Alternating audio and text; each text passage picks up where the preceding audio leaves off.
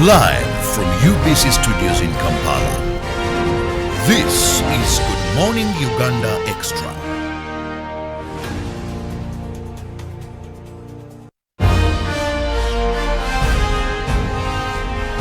Live from UBC studios in Kampala, this is Good Morning Uganda Extra.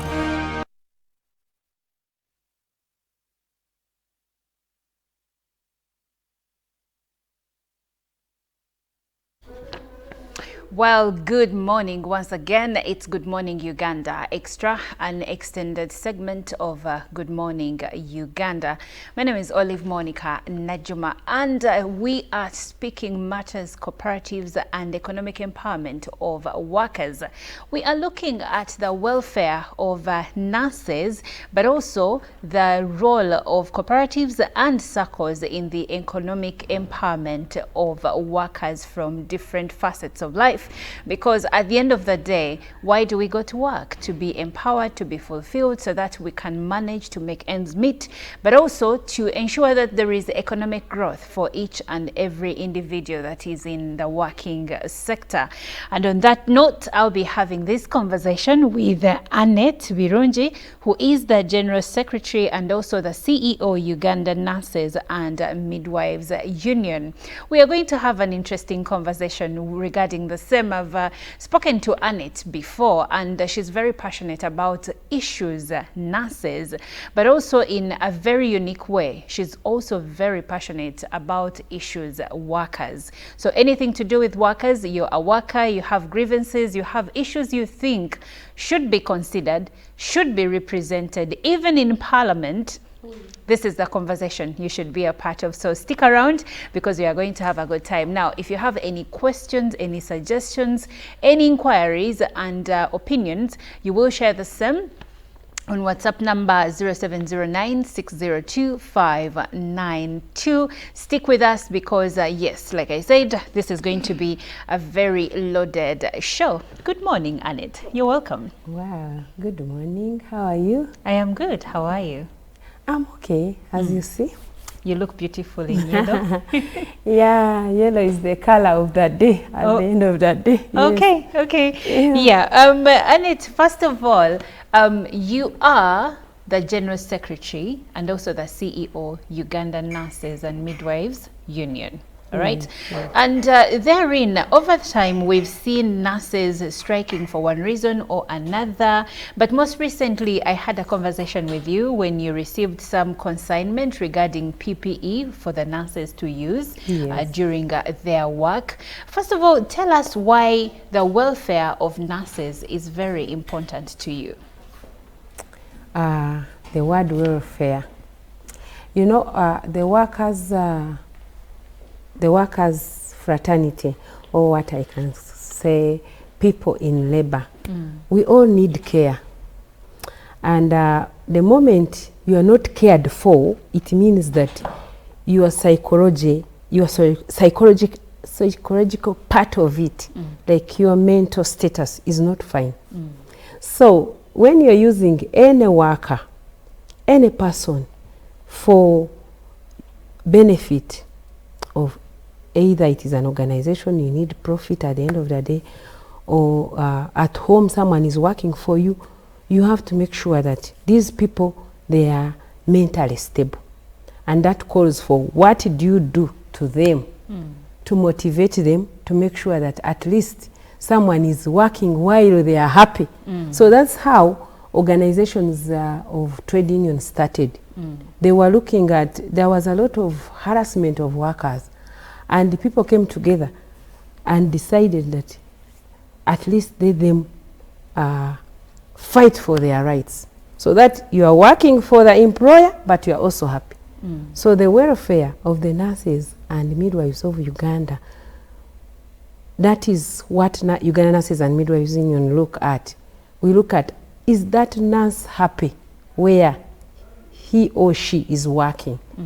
Is that person having enough protective gears to use?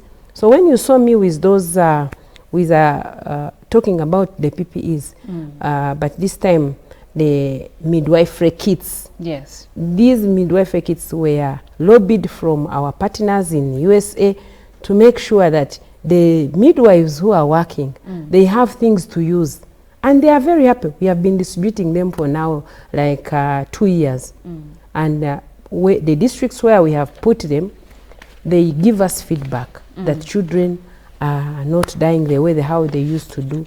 Mothers are also appreciating, and they have controlled birth rate of death rate and mother death rate. Okay. Yes, and that is what we want. We want the midwife to have everything that they are supposed to use, so that by the time they deliver the child, at least the child is safe. So Uganda Nurses and Midwives Union advocates for the welfare of the nurses and midwives in this country. Okay. And that's why I had those, that's why we have those kits. Right now we also still have them. We are still looking for fuel to make sure that at least we distribute them to hard to reach areas. Yes, yes. And I told you last time that we had a challenge with government. They're also demanding taxes from us. That one, we shall talk about it next time. Taxes on donations. Hey, taxes on donations. That always makes me uncomfortable. And actually, you find that a donation is very, very important. You have not paid any money. But again, when you are clearing them, they need money. Actually, Ministry of Health helped us on taxes, but still they have identified some things and said, these ones are not taxable. Okay, these ones are taxable and these are not taxable. So we are still negotiating. We are saying, should we throw them? Should we throw them? And they are very, very important. But I think, you know, the law, by that time they were not expecting, like, by the time they were amending the law or making the law, they didn't know that that maybe a person can get things of value of that nature for free. So they thought that all instruments that we get abroad, they are supposed to be bought. But this time these partners, they overwhelm us really. They have given us BP machines, weighing scales. You saw the instruments that we had. Yes. Everything that a nurse midwife is supposed to use on the ward while delivering children here. Okay. Now, you've done the work, you've done the research, you have been there, you know some of the issues that nurses are grappling with, and like you said, welfare is very important. So that begs for the question, what is your assessment of the current welfare of nurses in Uganda? The nurses in Uganda today, they are very happy, especially after salary increment of scientists. We also benefited, and at least it improved on our welfare. And one thing that now we are lacking is that side income, because you know you don't work all the 24 hours. We work in shifts, and sometimes you might. How long are these shifts? 8 hours. 8 hours. Actually, there are some hospitals there who are making our nurses work for 12 hours. That is very wrong. A nurse cannot work for 12 hours because you are dealing with a person who is sick, who needs attention. And some hospitals have gone ahead to make the nurses and midwives work for 12 hours. That is very wrong. Because that our worker is very, very sensitive. So they work for 8 hours, and then we work in shifts. Actually, we work in 3 shifts. Day, evening and night. Yes, that's how we work. Okay. So overall, in your perspective, the welfare of nurses in Uganda currently is very good. Not very good. If I'm to rate it, it is fair. It's it fair. Is fair, yeah. What's because lacking? Yes, it is still lacking. You know, while you are at work, there are so many challenges you face. We've been asking government to give us risk allowance. You look at how we are positioned and the situation we are going through during COVID. It means that you are just there, you can get that disease and you can die anytime. So we need risk allowance. So we fear, while you are working, you are like, but I even don't have risk allowance. In case I die, my children, I have not saved enough. So risk allowance is something that we are looking for. 2, we are not having good accommodation. I remember when the last time we met the President of the Republic of Uganda, we told him about accommodation. We are not sleeping well. You find that in a hospital, for those hospitals which have quarters, you find like 4 nurses are sleeping in one room. 4 nurses sleeping in one room. These are adults. Other nurses who are here in this like in Central, you find that they cannot manage to pay housing. So they end up staying like in Mukono. And when you're in evening, it becomes a very big problem. To come from Mukono, come and work in Mulago. You find that there is a lot of late coming. Transport is very expensive. We have issues to do with one of the things that actually is affecting us is also medical health. You find that when you get sick, with all that time you have been on the ward caring for the patients, when you get sick, you are not able to get treatment. Yes, to get treatment. Because if you come, like, for example, a nurse can come and maybe you get sick and you reach in Mulago, some of the investigations are supposed to be done outside. Or from your own area, there is no CT scan, there is no MRI, there is nothing. So all those issues, they come and you find that you have to leave like in Buko to go to Mbale for an investigation. And when you reach there, maybe it is not there and you're supposed now to go to private. You have to pay.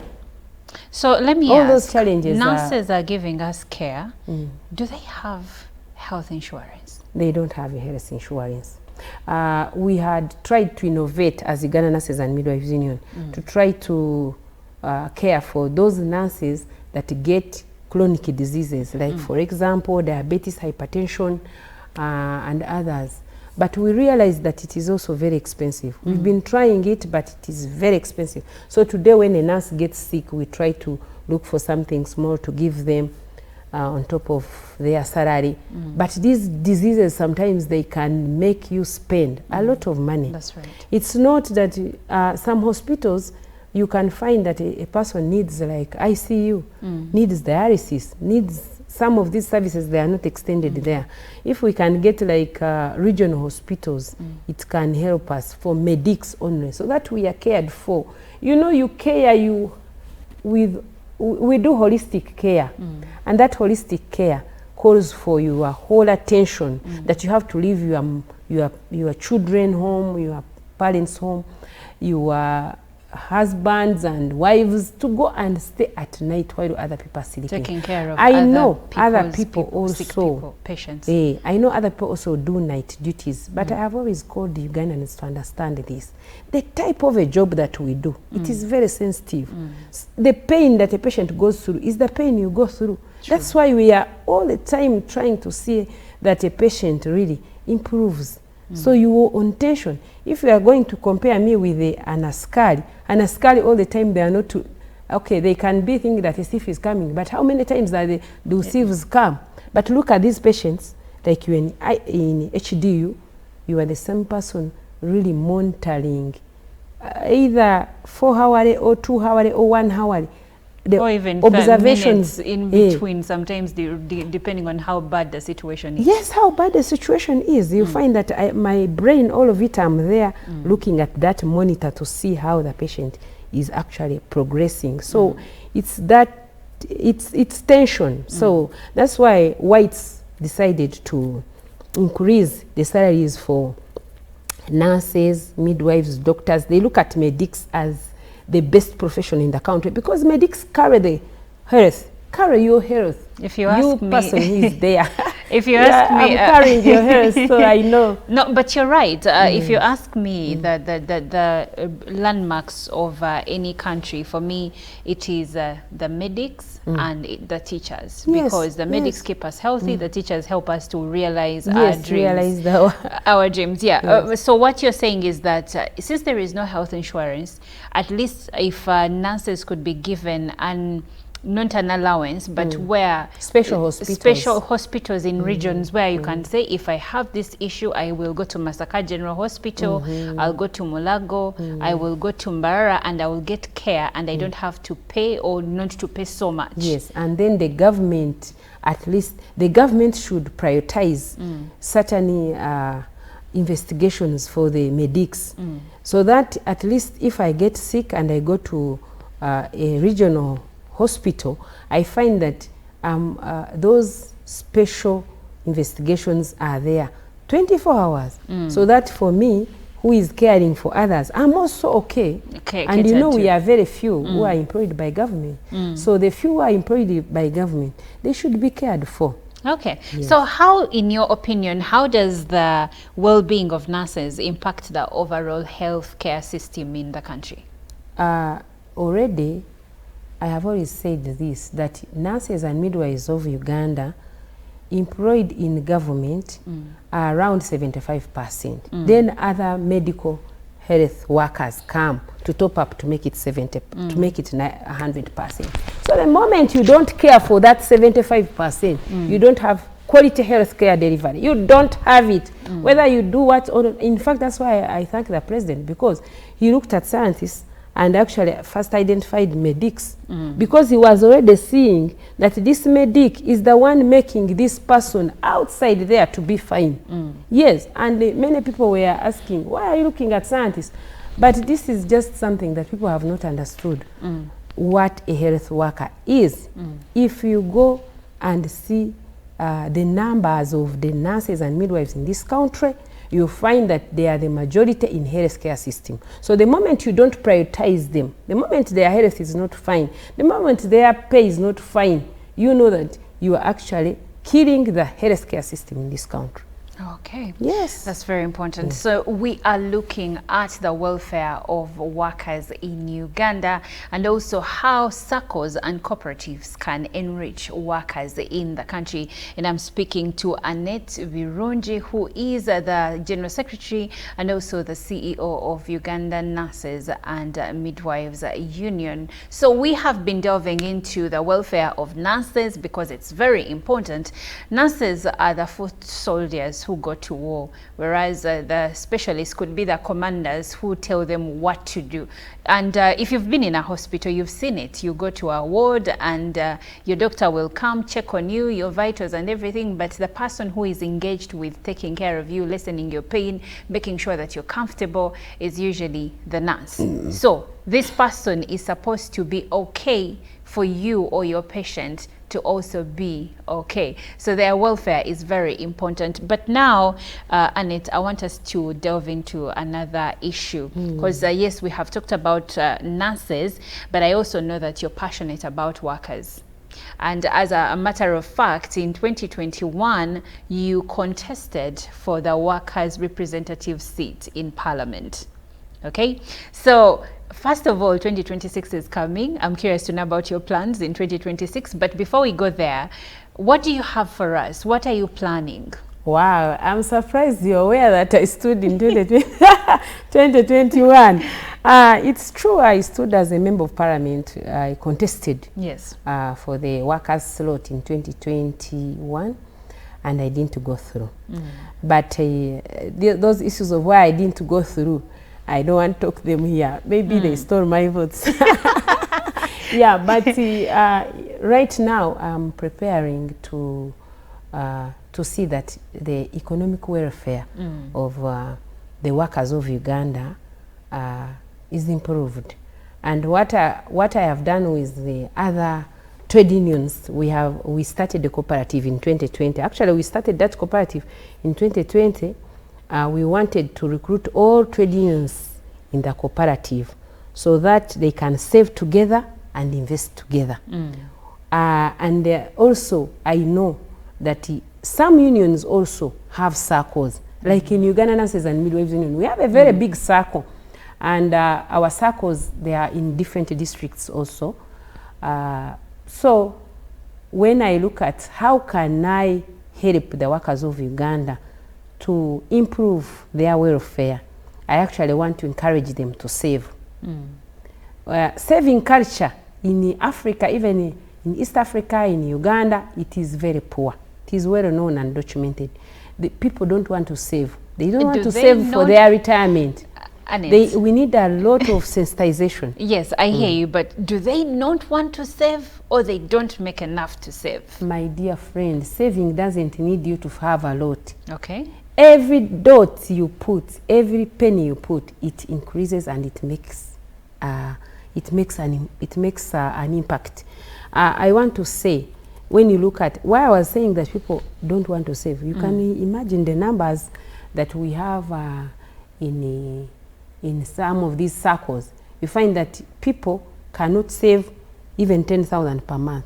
For me, when I was when we were looking at the cooperative, actually I'm one of the founders. I'm one of it is my brainchild. I thought about it for the workers of Uganda. I said, let's have a cooperative and we save. I was looking at if we are like 100,000 people saving 10,000, and those 100,000 people, they are very few compared to the workforce that we have. Yeah, we have around 7 million people who are in active work, active employment, and these people actually, I think if they can save, now you're looking at 7 million, but look at only 100 million, 100,000 people saving, because that is what I used to tell people. 100,000 people saving 10,000. It means that per month, 10,000. It means per month you will be saving around 1 billion. 1 billion or 10 billion?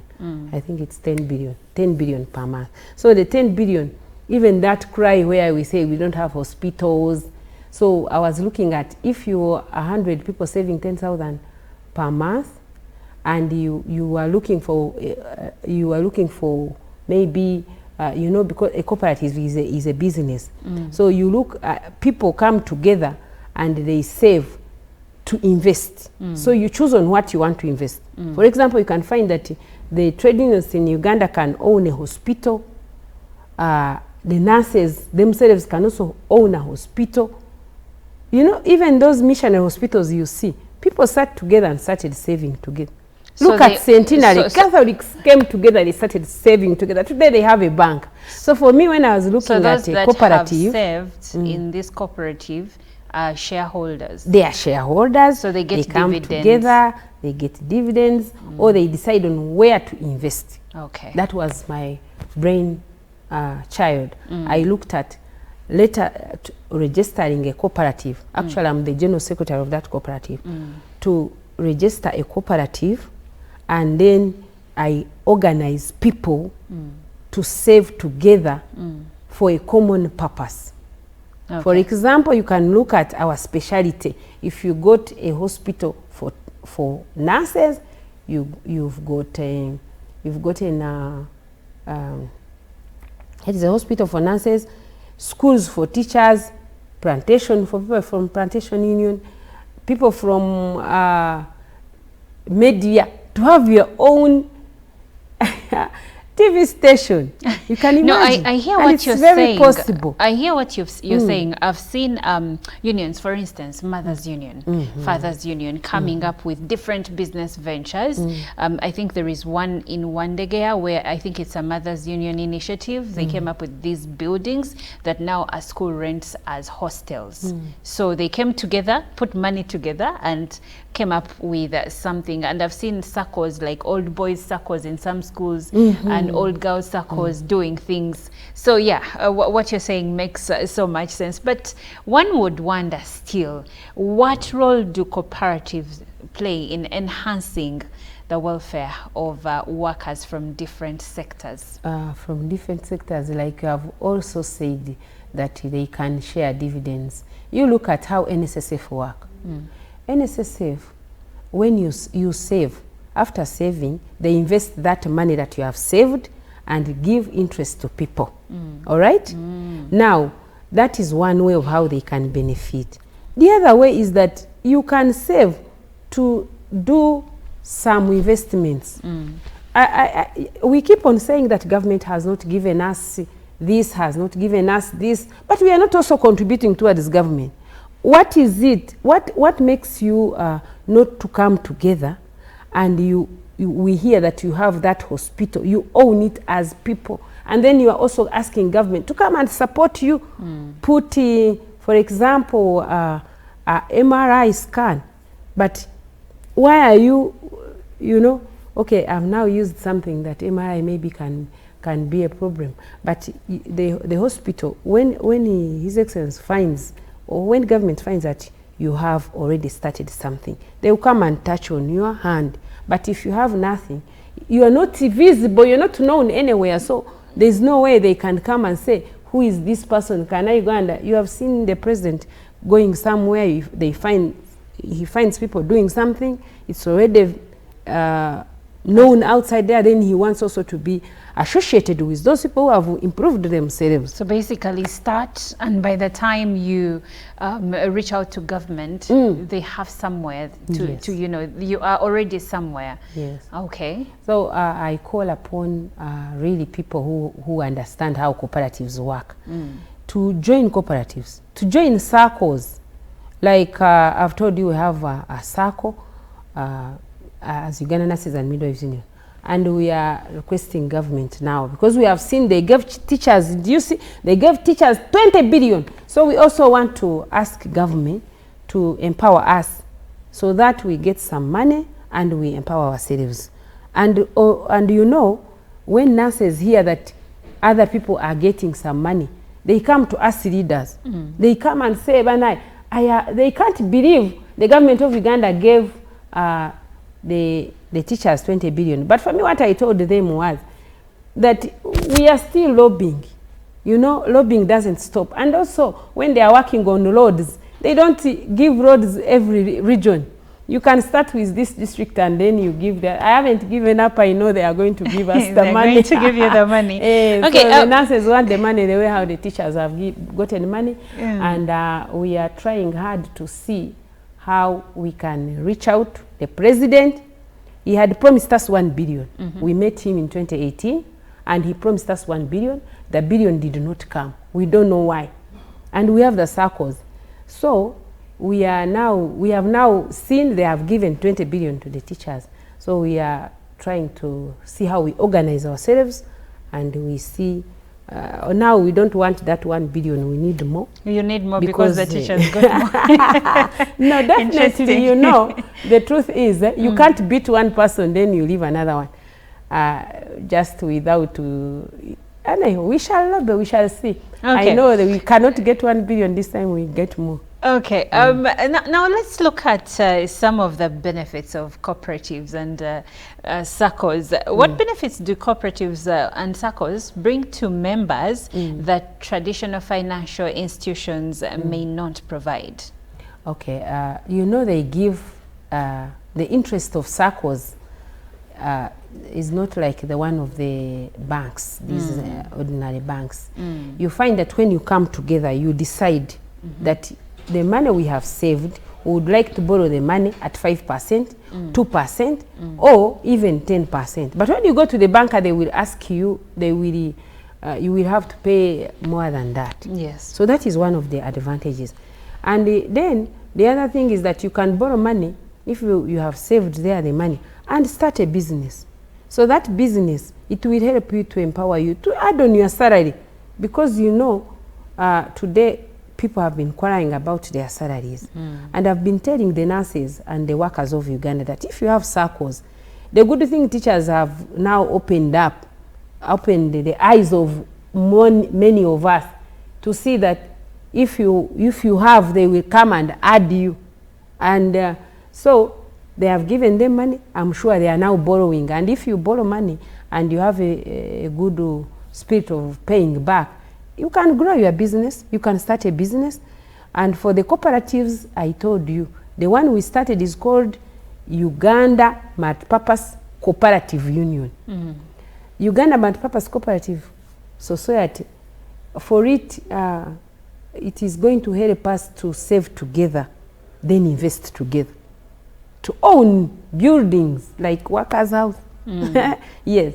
And then that means if you have a building for the workers, you will end up getting rent every month and put in your business, grow your business.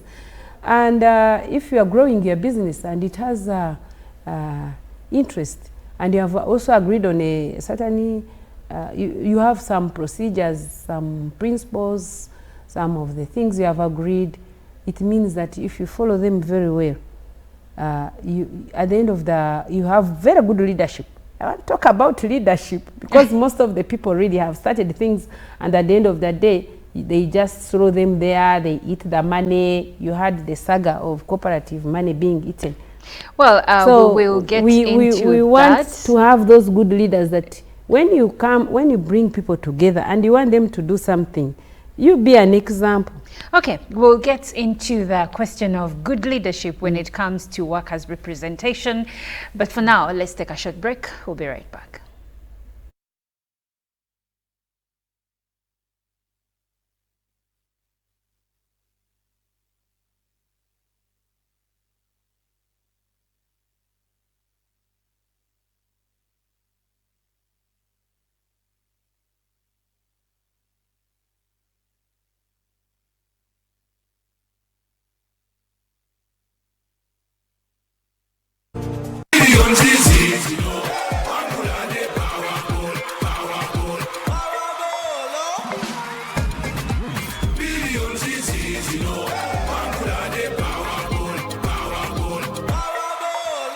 Step into a world of excellence, comfort and pride with Royal Foam Furniture, crafted to perfection right here in Uganda. We bring you state-of-the-art living room furniture and bedding products at affordable prices.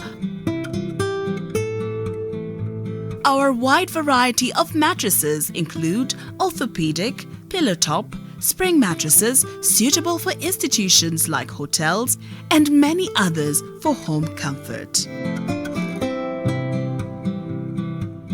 With every piece telling a story of royal excellence, our products are built with the highest quality materials made to last.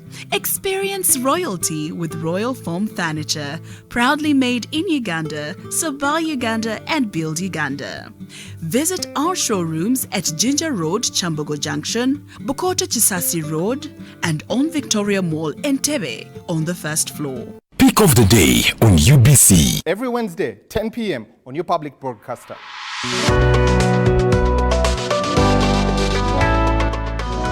Was brought to you by I'll call you every day, yeah, yo, baby, don't know. You can now get all the Chibuzi out with MTN voice bundles. Call all networks. Kubei Dondoro. Buy a 25-minute voice bundle for only 1,000. Or buy any daily voice bundle of your choice. Dial *100 *21# and select daily, or use the My MTN app. When we talk together, we are unstoppable.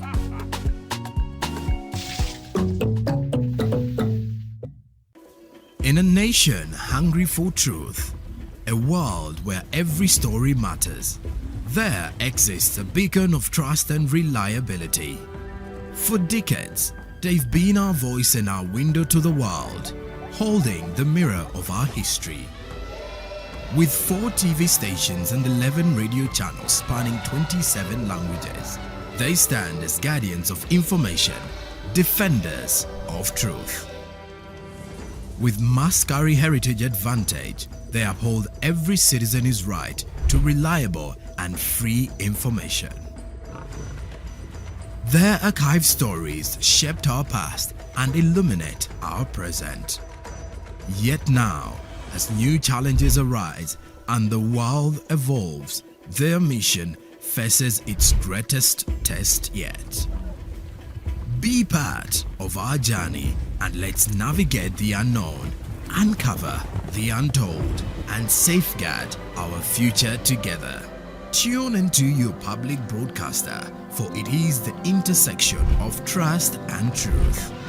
Because to UBC, your story, every story, and every voice matters. UBC, inspiring Uganda.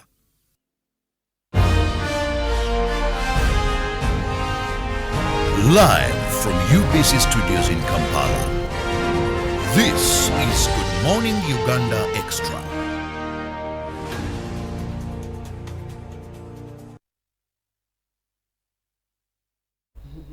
Well, welcome back. It is Good Morning Uganda Extra with me, Olive Monica Najuma. Now I'm having a conversation with Anette Biruni, who is the CEO and also General Secretary, Uganda Nurses and Midwives Union. Today we are delving into the welfare of workers in Uganda. Now earlier, Anette, you did mention that the president gave green lighted 20 billion shillings to be given to SACCOs for teachers for their economic empowerment.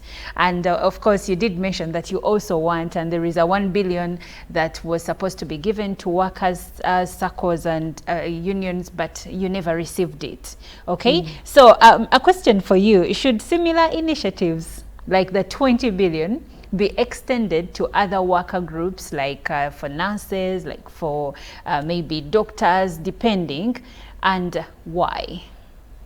Yes, thank you so much for that good question.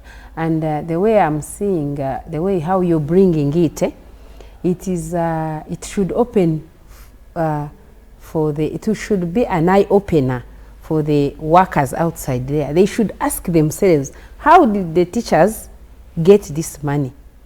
Actually, they may not. I need to get some clarification very well whether it is the president who gave. It is government of Uganda gave 20 billion. No, I say the president greenlit. Of course, he's aware. Yes. Yeah. So the government of Uganda gave 20 billion to the teachers, and that is a professional group. And we have also other workers in different sectors. So for me as a workers representative, I'm lobbying, I'm actually talking on behalf of other workers who are outside there who have SACCOs, that they also want some money. Of course, they may not get up to a tune of 20 billion, but it depends on how much you have on your on your account. You know, the one who have is the one they add sometimes. The ones who don't have, or have not organized themselves, sometimes you find that you cannot get anything. That's why I was telling you about who are you? Are you a big cooperative? Are you a big SACCO?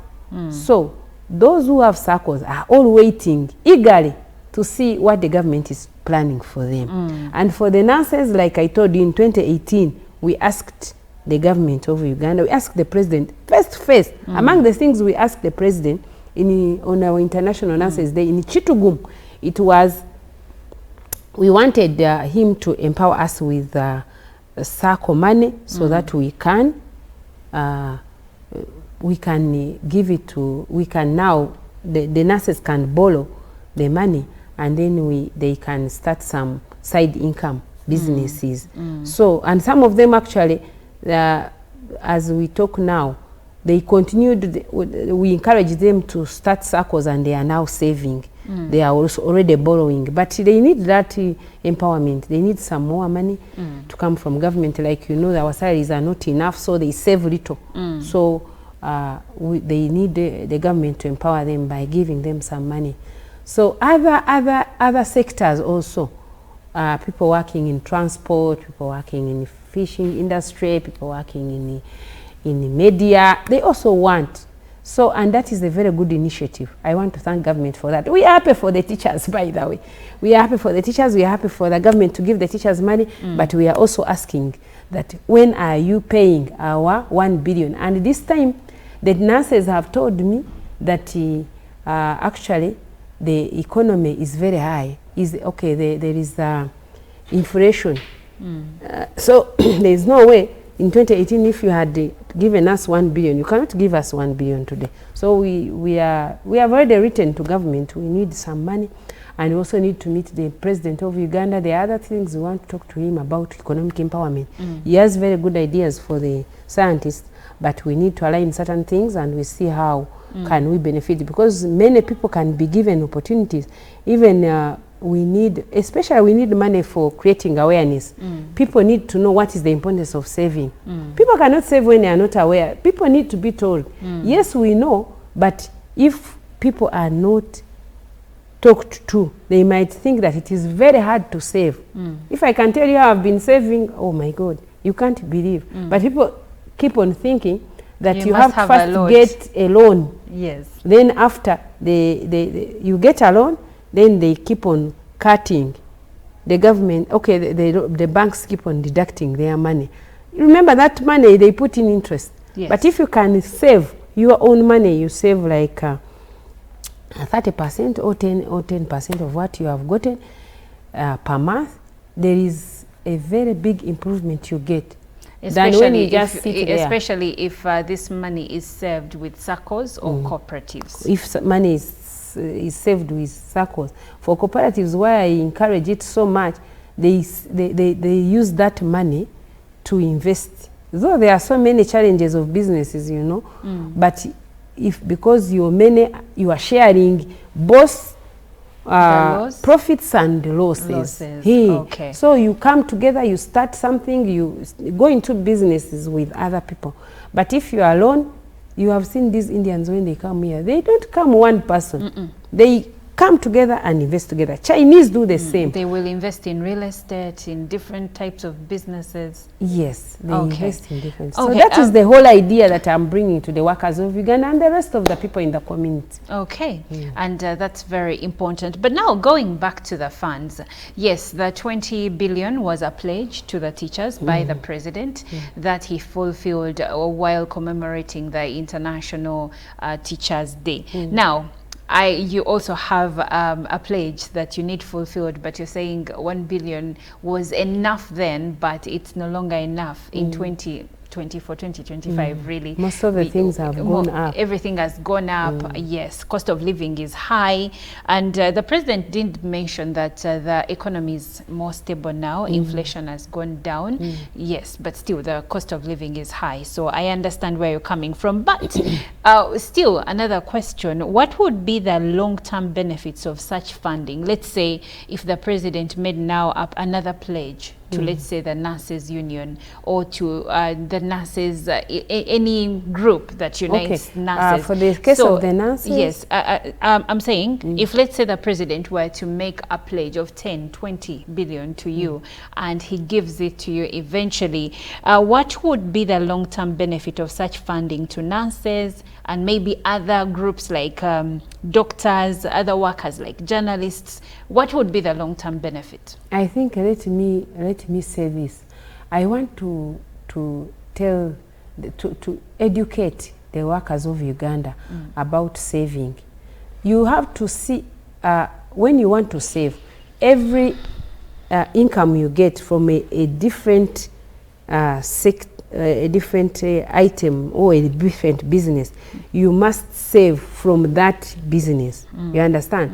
Like, for example, if I get a loan from a SACCO and I am supposed to take back the money, I should also pick something small and save it. So for us as nurses and midwives of Uganda, we wanted to do it like this. We wanted to get the money from the government, then we give it to the nurses, they borrow individually, then after that, when they borrow individually, they invest in their businesses, and from their businesses still, they save as a group of cooperators. So when they save as a group of cooperators, it means that now that money they can even buy something for the group. You can imagine I was talking about some of the things that you find that they are not in certain hospitals. We can buy it and it is for Uganda Nurses and Midwives Union branch somewhere. Uganda Nurses and Midwives Union, already it's an organized group. Those members are in every district. Every district. If today I'm called by the President of Uganda to bring the leaders of this country, of the nurses and midwives, because we structured them already, I will come with not less than 6,000 leaders. And actually, those leaders, they are in every district. We have around 15, and you know we already how many? How many? The districts, for example, they are 136. It's 36. So for us, what we have done in every district, we have around 15 leaders. So those leaders are the ones, when you look at that number, they are the ones whom now I'm telling you that the active leaders can be around 600. And those active leaders are the ones where we pass through to organize the nurses and midwife structure.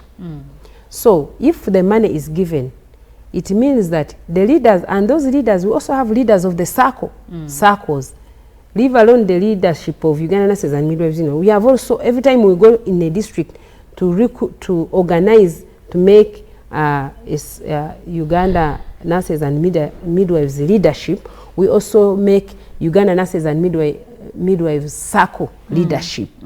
So those leaders now are the ones who are supposed to organize the nurses and midwives in that district. And I want other unions also to follow the same. So if the money is given to us, we shall make sure we encourage them to start some businesses, but also to find that they save as a group to start like a canteen. Hey, so to start, you know, we want them to not to look at a salary only, but to find yourselves employing other people to work for you, so that at the end of the month you have the money. Okay, that's very important. But now let's have a conversation regarding the private sector. And in your opinion, what role can private sector players in partnership with government play in supporting cooperatives?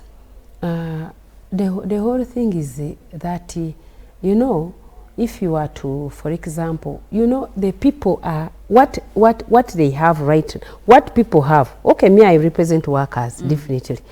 And and workers are everywhere. Private workers sector, are everywhere, government. private sector and so on. Yes. So if you identify a cooperative that is doing well, you can empower them, you can give them a grant.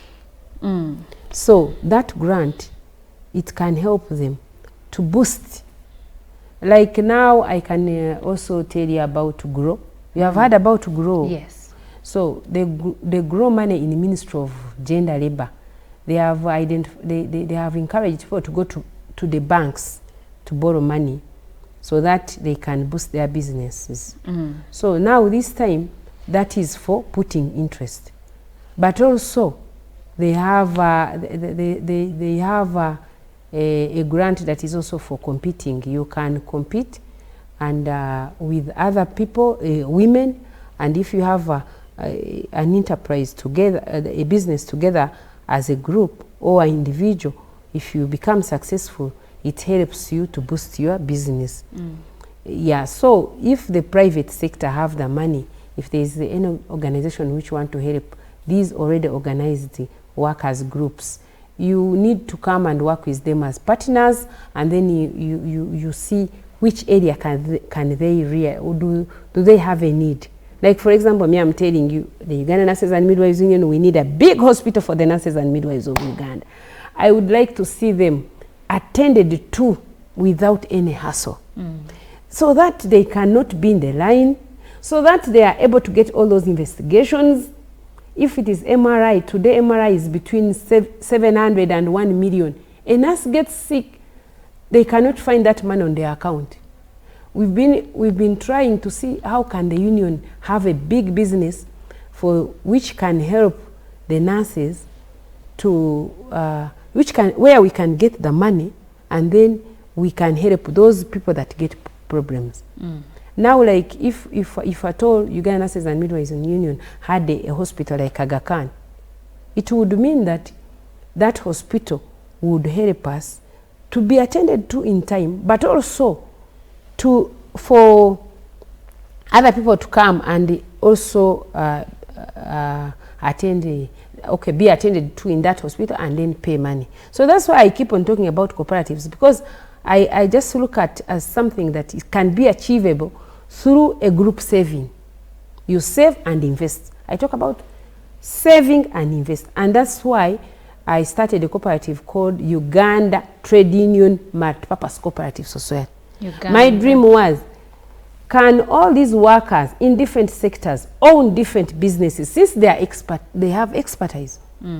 So if you look at that, it means that in the private sector, if you come and sit with one of the area of the people you are interested in. For example, the union of media, the union of the journalists, the union of the hotel.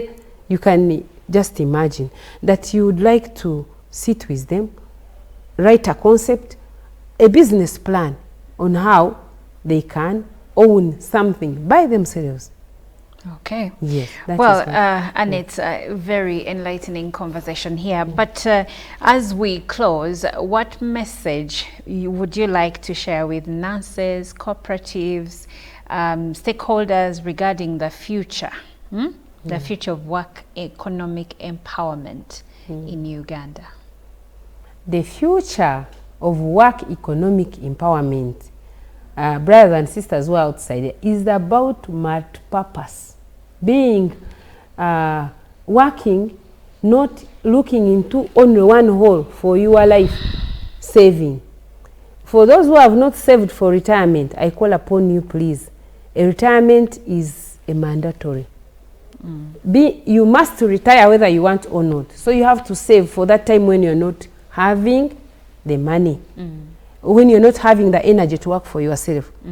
NSSF has already opened, you know, the law was amended, and now there is voluntary saving. Everybody can save. You can save from 5,000. You can imagine. It means that you can save that individual money. When you have a problem, it will help you. When you are retired, it can help you. Yes. Then for the cooperators outside there, whom we are now currently saving with, I want to encourage you. And I'm requesting government to give us money for training, because we want to train people about saving. You know, there is no shortcut. Mindset change. This is a message for all the leaders. If we don't go for mindset change, there is a very big problem for Ugandans. For me, my personality, if I didn't work on it, together with other mentors of mine, today I wouldn't be what I am. But you must look at things positively. And if they tell you about saving, try it. If there is a cooperative, join it. If there is a circle, join it. We are here, all of us. If we don't save, you don't have the future. You're doomed. Thank you so much, Anette. Annette is the CEO and also the General Secretary, Uganda Nurses and Midwives Union. We've been speaking matters, workers' empowerment, economic empowerment in Uganda. I'm Olive Monica Najuma, and you've been watching Good Morning Uganda Extra. Now, we will catch you tomorrow morning at 6:30 for Good Morning Uganda. Stick around as you watch the national broadcaster, Uganda Broadcasting Corporation.